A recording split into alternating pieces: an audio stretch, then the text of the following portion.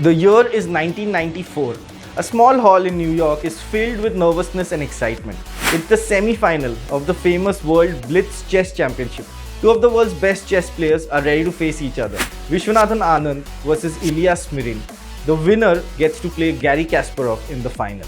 But something happens in this match that no one could have predicted. At just his fourth move, Anand, who is one of the fastest players in the world, freezes. The clock is ticking, but Anand refuses to move. Remember, this is Blitz. Time is the essence here, and it's passing. But Anand continues thinking and still doesn't move. The commentators are shocked. They have never seen Anand so uncertain. I've never seen Anand so uncertain. It's incredible. He clearly is a bit off form. He better get back in form or else he's going to be out of this competition. Come on, Vishy, make a move. Make a move. This is unbelievable. This is shocking. And finally, this happens. When the game began, Anand had a total of 5 minutes. But just for this one move, Anand has spent a total of 1 minute 43 seconds. 35% of his time for just one move. That's massive. So how did this dramatic game end? Which grandmaster won? Before I dive into this game, let me set some context. In 1988, an 18-year-old prodigy became India's first chess grandmaster. His name, Vishwanathan Anand. And just 6 years later, he was going to come face to face with another chess grandmaster, Ilya Smirin from Israel. Both of them sat under a banner that read World Blitz Chess Championship Semi-Final 1994. Now this was not their first match. In fact, just a few days back, they had played the same semi-final twice, and both of them had resulted in a draw. Now whenever such draws happen, the players play a match to break the tie. It's called the Armageddon.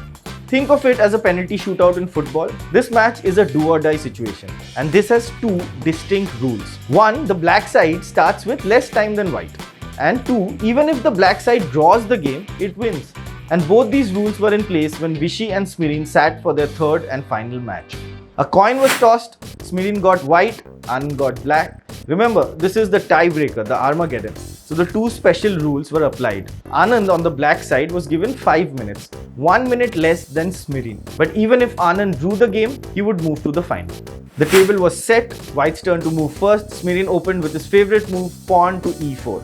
Vishy moved his pawn to e5. Next came knight to f3 and then knight to f6. It was the Petrov defense, an opening Anand was famous for.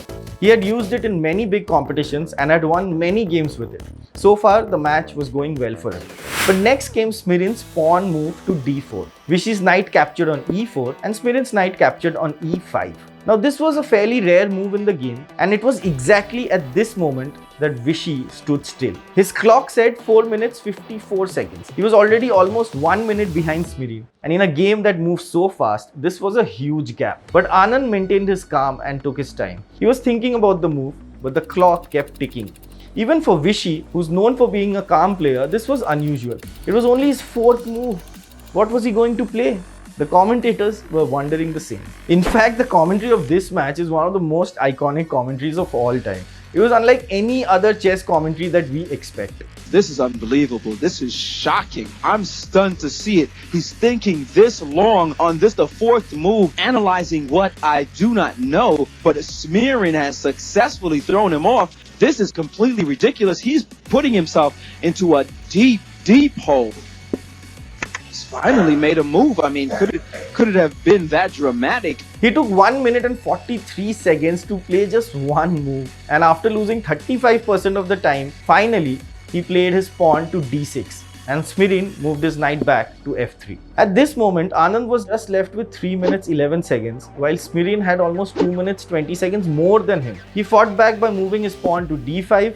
Smirin brought his bishop to d3. The commentators were certain that Vishy had lost his form in the match, and that he would have to start whipping out some dangerous moves really fast. And our Tiger of Madras did just that. Anand moved his knight to c6. Smirin castled. Anand brought his bishop to e7. Smirin moved his pawn to c4. Vishy attacked the bishop. Smirin saved it. Vishy moved his bishop to e6. Smirin moved his knight to c3. Anand castled. Smirin moved his bishop to e3 and Anand moved his bishop to f5. Smirin finally activated his rook to c1. After thinking a little, Anand captured his pawn on c4 with his pawn. Smirin captured it with his bishop. Anand moved his pawn to c6, restricting Smirin's knight. Smirin moved his other knight to e5. Anand's knight quickly captured on c3. This was captured by Smirin's pawn. Then Anand played knight to d5, attacking Smirin's bishop and pawn. Smirin played queen to b3. It was exactly at this next move that Anand's magic got spread on the entire board. All the time that he had taken at the start paid off. He moved his pawn to f6, and he had assessed this situation brilliantly because Smirin immediately moved his queen to b7 and captured the pawn. He might have thought that after Anand captures his knight on e5, he would capture Anand's pawn on c6 and eventually he would also take Anand's knight. But Smirin hadn't thought of what Anand would play next. Bishop to e4. Now Anand's knight was defended and he was also a piece up. Smirin must have been taken aback a little. He took some time to think about his next move. He captured the pawn on e5. He had now won 5 pawns. Anand played the king to h8 and Smirin moved his bishop to d4. At this point, things were looking great for Smirin. His 2 bishops were eyeing the black king, and even though he had 1 piece less, he did have 3 more pawns than Anand. Add to that his massive time advantage. But despite this, no one could stop Anand. After this point in the game, he played so fast that it was just unreal. All his moves were instant attacks. Smirin had no chance. First, Anand attacked the queen. Smirin defended. Anand attacked again. Smirin moved his pawn. Instantly came another attack from Anand. Smirin defended yet again. Next, Anand's rook captured the bishop on c4. This was captured back by Smirin's queen. Anand then attacked the rook and queen together. Smirin had to save his queen. Anand's next move was just brilliant. He did not capture the rook. Instead, Anand gave a check with his knight on e2.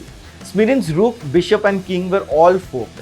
Smirin had to move his king to h1 and Anand simply captured the bishop on d4. At this point, the game became extremely thrilling. Anand just wanted to exchange as many pieces as he could because he was already 2 main pieces up. He played with all guns blazing. First, Smirin captured Anand's knight. Anand then captured his rook in exchange for his bishop and also captured his pawn on d4. In just 28 moves, Anand had managed to exchange almost everything and he was up 1 piece. He was so fast that he still had 1 minute 52 seconds on his clock. This is where Smirin committed a blunder. He played his pawn to f4 and after this blunder, Anand completely crushed him. He captured Smirin's pawn on e5 with his queen, thereby sacrificing it. Smirin couldn't capture the queen because then Anand would have checkmate on rook capture on f1. The game went on and after a couple of moves, Anand finally teased Smirin with his queen. He must have predicted the exchange of queens because that's exactly what happened. And it worked out perfectly in favor of Anand. After the queens were off the board, Smirin was now left with nothing to do. He could have maybe stalemated Anand, but even a draw would have meant a victory for the black side. So Anand was winning at this point. But still, Smirin didn't give up. Maybe he thought that Anand would commit a blunder because he had less time. But that was just not in Vishy's nature. In just 19 seconds, Anand played 17 perfect moves.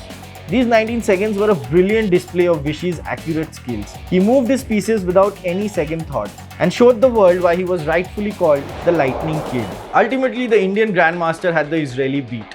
Smirin had to resign.